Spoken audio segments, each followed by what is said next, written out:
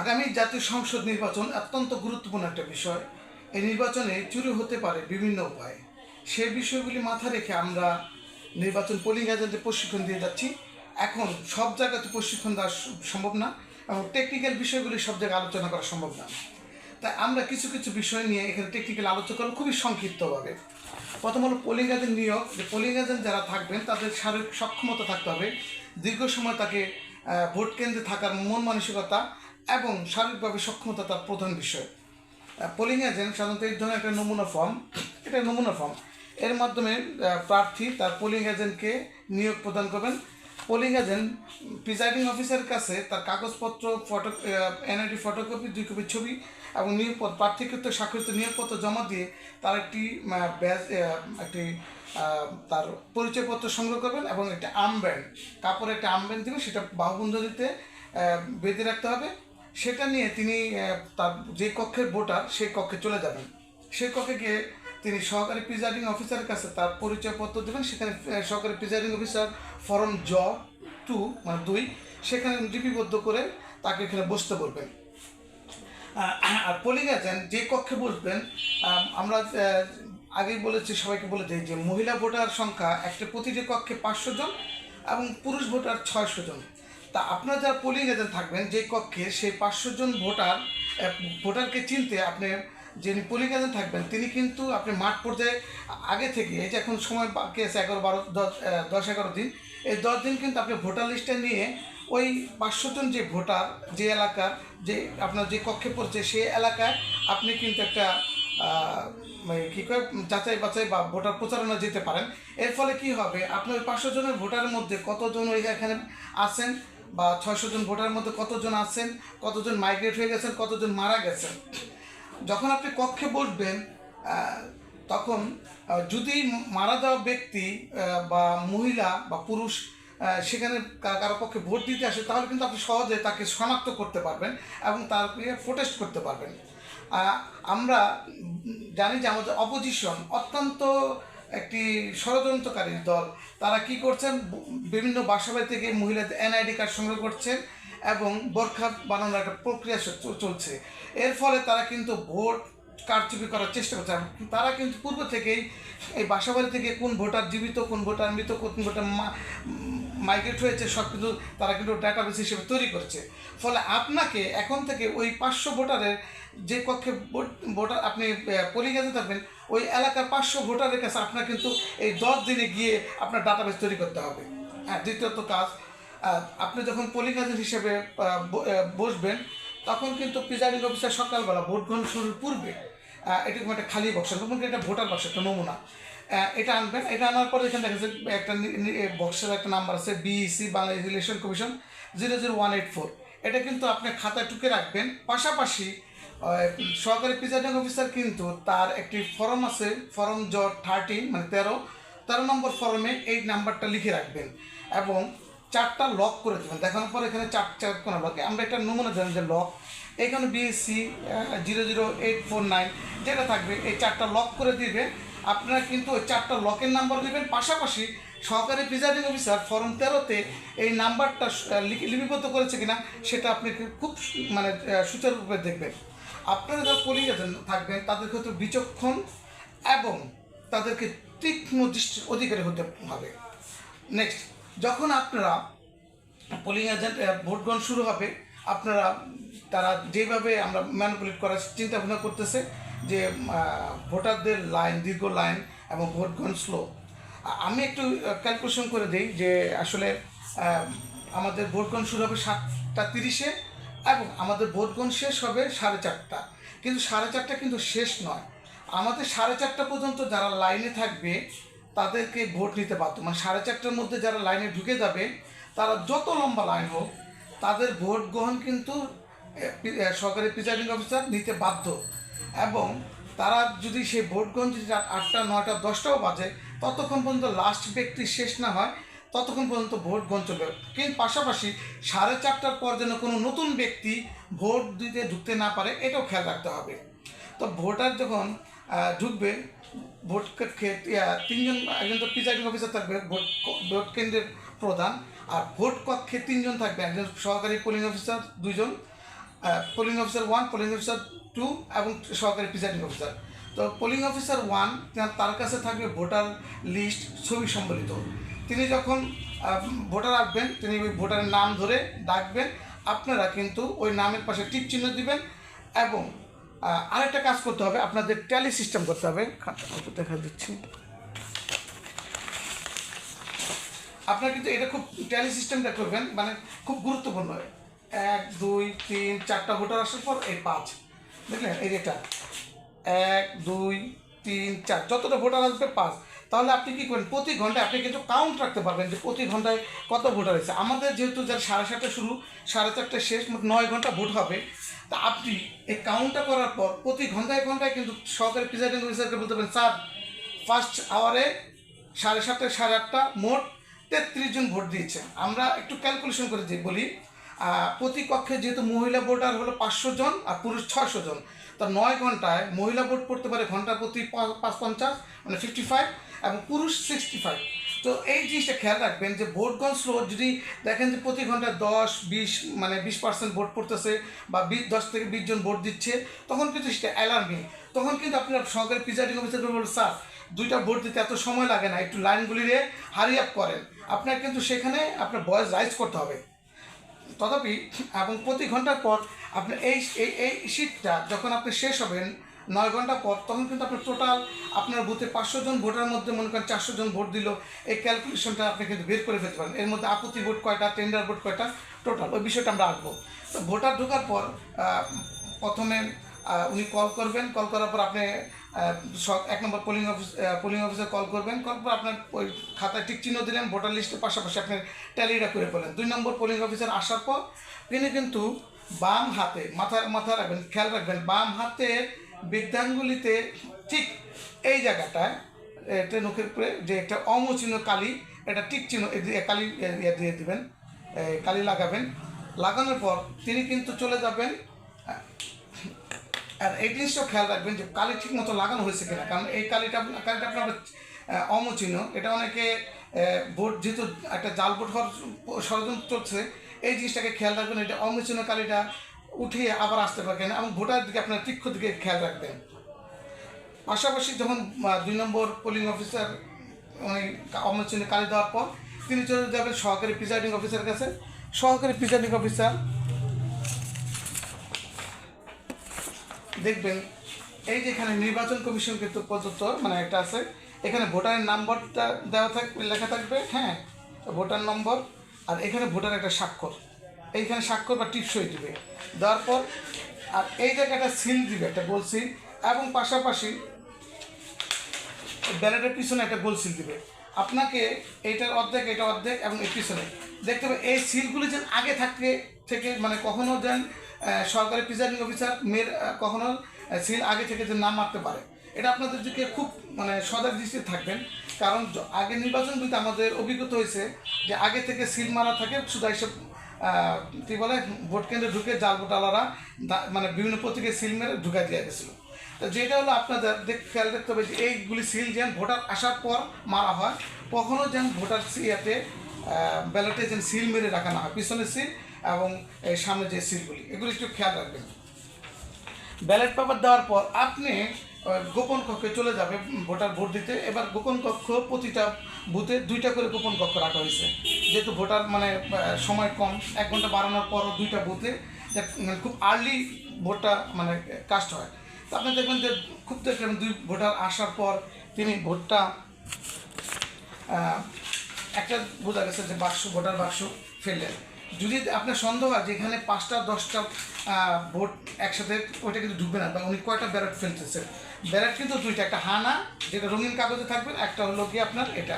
উনি 2টার জায়গায় কি অনেকগুলি ব্যালট আনলে তো একটা বোঝা যাবে যে আপনি 10-12টা ব্যালট যদি নিয়ে আসে 5টা 6টা কিন্তু ঢুকবে না, বা উনি আস্তে আস্তে করে না। এই জিনিসগুলি ভোটার দিকে খেয়াল রাখবে, বিশেষ করে যার দিকে ষড়যন্ত্র হবে, বোরখা পরা কোনো এরকম দেখবেন, বা পকেট একটু ভারী, তাদের পকেটের দিকে তীক্ষ্ণ দৃষ্টিতে খেয়াল রাখবেন যে তারা ওইখানে পকেটে করে ভোটার ব্যালট নিয়ে আসছে কিনা। পাশাপাশি বাইরে যারা থাকবেন তাদেরকেও দেখতে হবে যে পকেটের দিকে কারো পকেট ভারী, বা ওই ধরনের মানে যারা ভোট চুরি করতে চায় বা ব্যালট নিয়ে আসবে তাদের চেহারা কিন্তু একজন আতঙ্ক থাকবে, যতই মানে মানুষ সহজাত প্রবৃত্তি হিসাবে আমরা জানি, যতই মানুষ সাহসী হোক, যখন সে অন্যায় করে তার চেহারা কিন্তু একটা অন্যায় মানে আতঙ্ক ফুটে ওঠে। এই জিনিসটা আপনাদেরকে খেয়াল রাখতে হবে। ভোট দেওয়ার পর আপনারা এই বাক্সটার ভিতরে খেয়াল রাখবেন যে সে কয়টা ব্যালট ফেলছে, হ্যাঁ, এবং ব্যালটগুলি ফেলছে কি না সেটা কিনা। আরেকটা কথা, ব্যালট বাক্সটা কিন্তু আপনাদের এমন জায়গায় রাখতে হবে যেখানে আপনার পোলিং এজেন্ট আপনার চোখের সামনে যেন দেখা যায়, আড়ালে যেন না রাখে এবং আড়ালে নিতে না পারে। পাশাপাশি ভোট দেওয়া শেষ হয়ে গেল আমাদের কার্যক্রমগুলি। এখন আপনারা যখন একটা কেন্দ্রে 5টা কক্ষ বা বুথ থাকে, বুথে 5জন পোলিং এজেন্ট থাকে। একজন পোলিং এজেন্ট আপনার বাছাই করা হবে যে ভোট গণনা কক্ষে যাবে। এটা আমরা দ্বিতীয় পার্টে বলছি। আরেকটা বিষয় আমরা দ্বিতীয় পার্টে চলে আসলাম, যে 2টা ভোট আপনারা আরেকটা খেয়াল রাখবেন, আপত্তিকৃত এবং টেন্ডার ভোট। এবার একটা নতুন সিস্টেম করা হয়েছে। আপত্তিকৃত ভোট কোনটা? মনে করেন আপনি যে 500 ভোটার যে রেকি করলেন বা 500 ভোটারকে আপনি জানলেন, চিনলেন প্রচার অভিযানে গিয়ে, সে 500 ভোটারের মধ্যে থেকে আপনি তো জানলেন যে 10 থেকে 15 জন ভোটার মাইগ্রেট হয়ে গেছে বা মারা গেছে। তখন যদি কোনো ব্যক্তি সেই ভোটারের ভোট দিতে আসে, তখন কিন্তু আপনি সরকারি প্রিসাইডিং অফিসারকে বলবেন যে স্যার সে কিন্তু এই পার্সনটা না, রাইট পার্সন না, সে আসছে। কিন্তু তিনি যদি বলেন যে আমি রাইট পার্সন, এটা নিয়ে একটা বার্গেনিং হবে, তখন তিনি প্রমাণ করতে পারবেন যে আমি এটা প্রমাণ করবো যে আমি সেই রাইট পার্সন। তিনি আদালতের মাধ্যমে বা যে কোনো মাধ্যমে, যে এটা আমার আইডি কার্ড, এটা জেনুইন কার্ড, আমি সে ভোটার। তৎক্ষণাৎ কিন্তু সরকারি প্রিসাইডিং অফিসার তাকে 100 টাকা দিয়ে বলবো আপনি তাহলে একটা ভোট দেন। সেই ভোটটা দেওয়ার পর তিনি ব্যালট পেপার দেবেন। ব্যালট পেপার তিনি সেটা গোপন কক্ষে যাবেন, ভোট দিবেন, কিন্তু সেটা বাক্সে ফেলবে না। সেটা একটা খাম, এখানে একটা খাম থাকবে ফর্ম 14, সেই খামের ভিতরে কিন্তু এটা রেখে দেবে।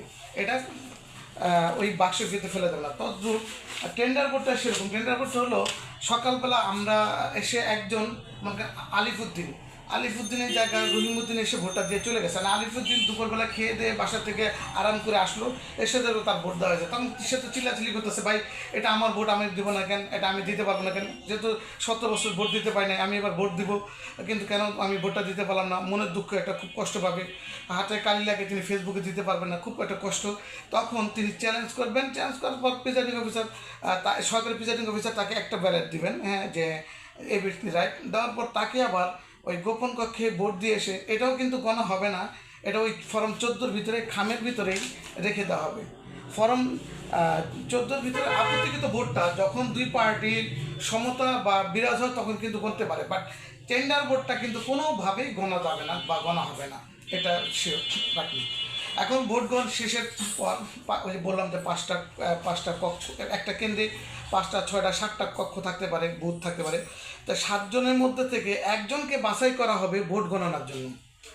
আমরা বলি যে ভোট গণনা যিনি করবেন তাকে হতে হবে অত্যন্ত চৌকস, সুস্বাস্থ্যবান এবং সবল এবং তীক্ষ্ণ দৃষ্টির অধিকারী এবং চারদিকে লক্ষ্য রাখার মতো মানে মানসিকভাবে দৃঢ়তা, বার্গেনিং করার মতো দৃঢ়তা, এমন ব্যক্তিকে বাছাই করবেন সবাই আমাদের দলীয় লোকেরা, যে ভোট গণনা। এবং আরেকটা জিনিস বলেছি, তাকে কিন্তু সকালবেলা থেকে পোলিং এজেন্ট হিসেবে কাজ করানো যাবে। তাকে 2টা বা 2:30 বা 3টার দিকে, যেহেতু 3:30টার পর কোনো পোলিং এজেন্ট বের হতে পারবে না এবং ঢুকতে পারবে না, তো 2:30 বা 3টার মধ্যে সেই সবল ব্যক্তিকে, চৌকস ব্যক্তিকে, ভোট গণনা যিনি করবেন তাকে কিন্তু 3টায় ঢুকিয়ে দিতে হবে। সারাদিন তাকে কষ্ট দেয়, এটা একটু টেকনিক্যাল বিষয়, কারণ তাকে লং বা সময় পর্যন্ত ভোট গণনা কক্ষে থাকতে হবে। তাকে সকালবেলা থেকে আপনারা একটু রেস্টে দেবেন এবং একজনকে অসুস্থতার কথা বলে তাকে নিয়ে এসে ওই একজন বদলি হিসেবে তাকে পোলিং এজেন্ট রাখবেন, সে ভোট গণনা কক্ষে তিনি যাবেন। তিনি যখন যাবেন,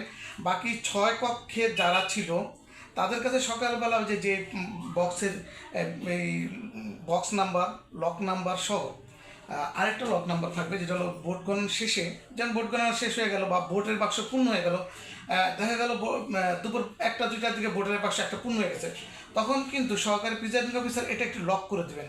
এই যেখানে ভোট, এটা দিয়ে আরেকটা নাম্বার, এই 5ম নাম্বারটা, এই নাম্বারটা কিন্তু আপনারা টুকে রাখবেন এবং এটাও আপনাদের ওই ফর্ম 30 এখানে টুকে রাখতে হবে। ওইখানে টুকে রেখে আপনারা একটু দেখবেন, ওইখানে স্বাক্ষর করবেন। তারপর যদি একটা বাক্স থেকে একটা বা 2টা বাক্স থাকলে 2টা, আপনার পক্ষে কয়টা বাক্স লাগছে এবং আপনার পক্ষে প্রতিটা কক্ষে 5টা ব্যালট পেপার আশা করতে 100 হিসেবে বা 6টা, কয়টা ব্যালট ব্যবহৃত হয়েছে, কয়টা অব্যবহৃত, টোটাল আপনার হিসাবটা ভোট গ্রহণ শেষে সহকারী প্রিজাইডিং অফিসারকে উচ্চস্বরে জানিয়ে দেবেন যে স্যার এই সারাদিনে প্রতি ঘন্টায় ঘন্টায় এতগুলি ভোট পড়ছে আর এতগুলি ব্যালট বাকি আছে, এতগুলি আছে, এবং সেই কাগজগুলো আপনি যে গণনাকারী তাকে বুঝিয়ে দিবেন। এবং আরেকটা কথা, যখন ব্যালট বাক্স যাবে আপনি কিন্তু ব্যালট বাক্সের সাথে সাথে যেতে হবে। ব্যালট বাক্স যখন ভোট গণনা কক্ষে যাবে আপনি কিন্তু আগে পিছিয়ে কোথাও যাবে না, ভোট একদম সাথে সাথে যাবেন, চোখে চোখ রেখে যে এই ব্যালট বাক্সটা যেটা আপনার কক্ষতে আছে এটা যেন কোথাও মেকানিজম করে বা ম্যাজিশিয়ানের মতো দিয়ে আরেকটা যেন না আসে। এবং ভোট গণনা কক্ষে যাওয়ার পর আপনি কাগজপত্র বুঝিয়ে দিয়ে আপনি কিন্তু চলে আসবেন, আর যে গণনা করবেন তিনি সমস্ত কাগজপত্র বুঝে নিয়ে আপনার ওই সরকারি প্রিজাইডিং যে ভোট গণনা কক্ষে সেখানে করবেন। এখন ভোট গণনা কক্ষে ঢোকার পর ভোটের বাক্সগুলি একটা একটা করে খোলা হবে এবং মেঝেতে স্তূপ আকারে ঢালবেন, মেঝেতে, কোনো টেবিলের উপর না, কোনো উপাদান বা কোনো উপরে কিছু রাখবেন, ড্রয়ার টেবিল কিছু না, শুধু মেঝেতে রাখবেন। এবং পোলিং অফিসার এবং সহকারী প্রিজাইডিং অফিসাররা সেটা বাস খুলে খুলে সেটা গণনা করবেন। আর আপনারা যারা পোলিং এজেন্ট থাকবেন তারা উনি দাঁড়িয়ে গোল হয়ে দাঁড়িয়ে তীক্ষ্ণ দৃষ্টি লক্ষ্য করবেন যে পোলিং অফিসার অথবা প্রিজাইডিং অফিসার, সহকারী প্রিজাইডিং অফিসারের পকেট থেকে বা জামার আস্তিন থেকে কোনো থেকে কোনো বান্ডিল বের হয় কিনা, এটা খুব খুব লক্ষ্য রাখবেন। কারণ 2008-এর নির্বাচনে আমাদেরকে ভোট দিয়েছে মানুষ, কিন্তু ওই যে এই সহকারী পোলিং অফিসার যারা নিয়োগ দেওয়া হয়েছে তাদেরকে কিনে নেওয়া হয়েছে, তাদের মাধ্যমে ভোটগুলি কারচুপি করা হয়েছে। এখন ভোট গণনার সময় 100টা বান্ডিল, যেমন 100টা ধানের শীষ একটা বান্ডিল করবে, এটাও আপনি খেয়াল রাখবেন 100টার মধ্যে কি 120টা হয়েছে কিনা। 2008 সালে বিএনপির 120টাকে 100টা করে গণা হয়েছে, আওয়ামী লীগের 80টা, কোথাও 80টার বিরুদ্ধে 20টা বিএনপি ধানের শীষ ঢুকিয়ে দিয়ে 100টা গণা হয়েছে। আমরা যারা পোলিং এজেন্ট থাকি তারা অন্য দৃষ্টিতে খেয়াল করি, আমরা তো জানি যে গুনতে আছে।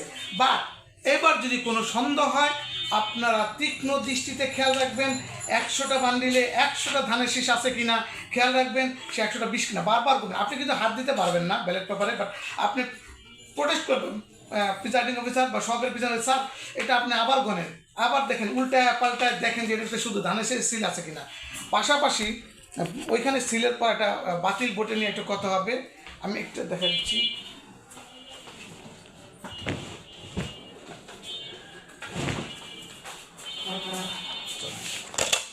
বাতিল ভোট নিয়ে কথা হবে, যে অনেকে ভোট বাতিল করতে হবে। দেখেন এটা হলো একটা সিল, হ্যাঁ, এই যে এখানে ধানের শীষের, এই যে এটা হলো একটা ধানের শীষের সিল পড়লো, এটা 16টা ঘরের একটা সিল থাকবে। হ্যাঁ, এই সিলটা যদি কোনো কারণে দেখা যায় যে এটা কিন্তু বৈধ, হ্যাঁ, এটা 16টা যে ঘর পড়ছে এটা বৈধ, কিন্তু এইটা আবার অবৈধ হবে কারণ এখানে 8টা এক মার্কা 8টা আরেক মার্কা, এটা কিন্তু অবৈধ, এই ভোটটা কিন্তু কাস্ট হবে না। পাশাপাশি আপনি যদি আবার দেখেন যে এই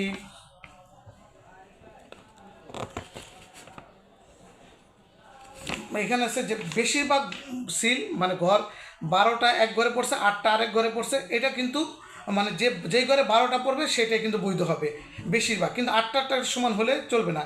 এবং আপনার ওই ভোটগুলি যখন দেখা যাবে যে ভাই এখানে তো 4টা হয়েছে বিএনপির 12টা আর আনারস 8টা, এটা অবৈধ, আপনার তখন প্রোটেস্ট করবেন না। নিয়ম অনুযায়ী যেই ঘরে বেশিরভাগ সিল পড়বে সেটাই কিন্তু বৈধ। পোলিং অফিসাররা এবং প্রিজাইডিং অফিসাররা বাহাস কারোর মাধ্যমে তারা মানে কী কয় তাদের পার্টিজান হয়ে এই জিনিসগুলি করতে পারবে, যে আমাদের ভোটগুলো 8টা 4টা পড়ছে এগুলি বাদ দিয়ে, এইগুলি কিন্তু আপনারা খুব তীক্ষ্ণ দৃষ্টিতে লক্ষ্য রাখবেন। পাশাপাশি ওই যে দেখবেন যে ভোট এখানে সিল আছে কিনা, পিছনে একটা সরকারি সিল থাকবে, এই সামনে হ্যাঁ এখানে স্বাক্ষর কিনা, এই ভোটগুলি আপনারা দেবেন কাস্ট হয়েছে কিনা।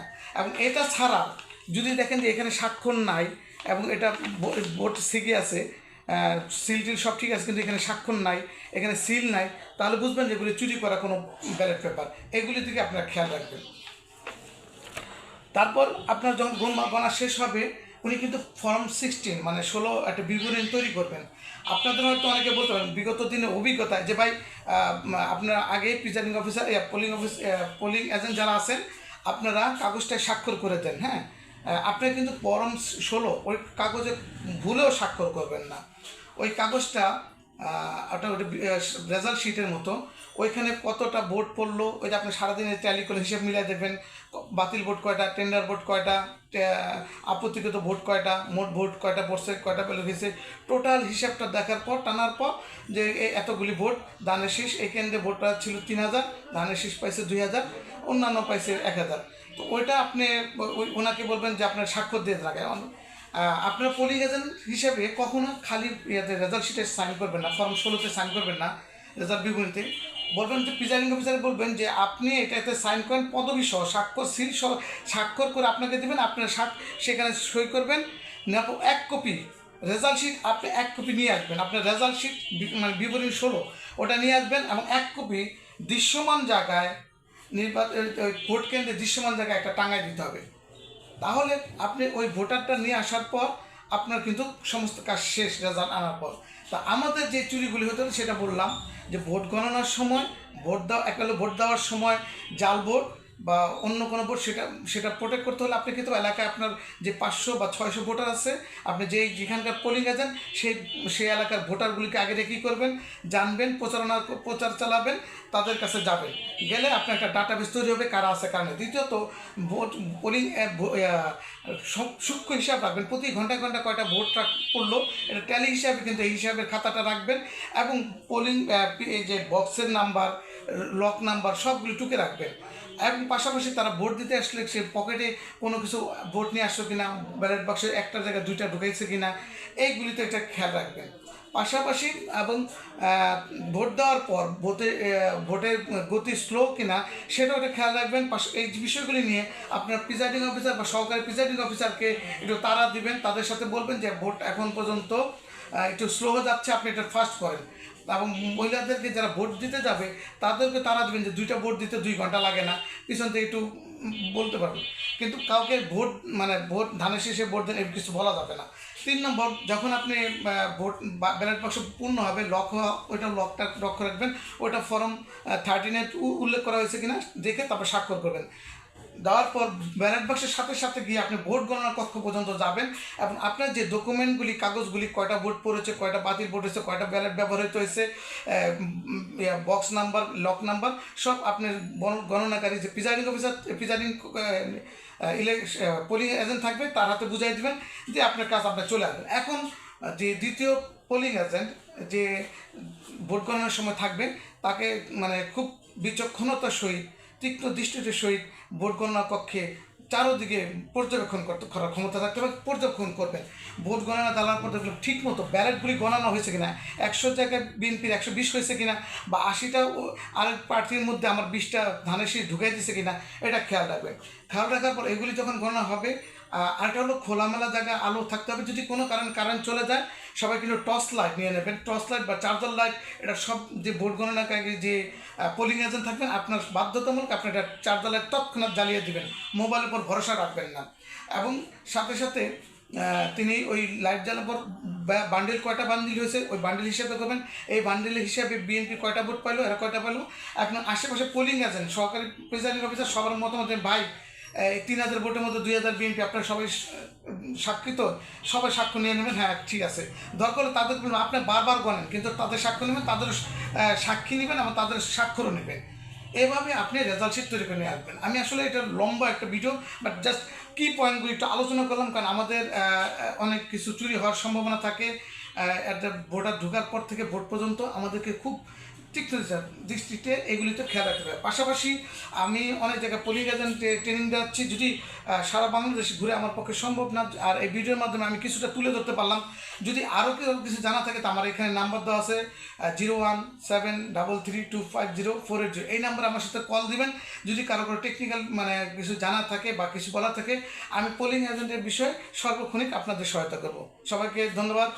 বাংলাদেশ জিন্দাবাদ। আগামী নির্বাচন সুষ্ঠু হোক, শান্তিপূর্ণ হোক এবং ধানের শীষের বিজয় হোক। আসসালামু আলাইকুম।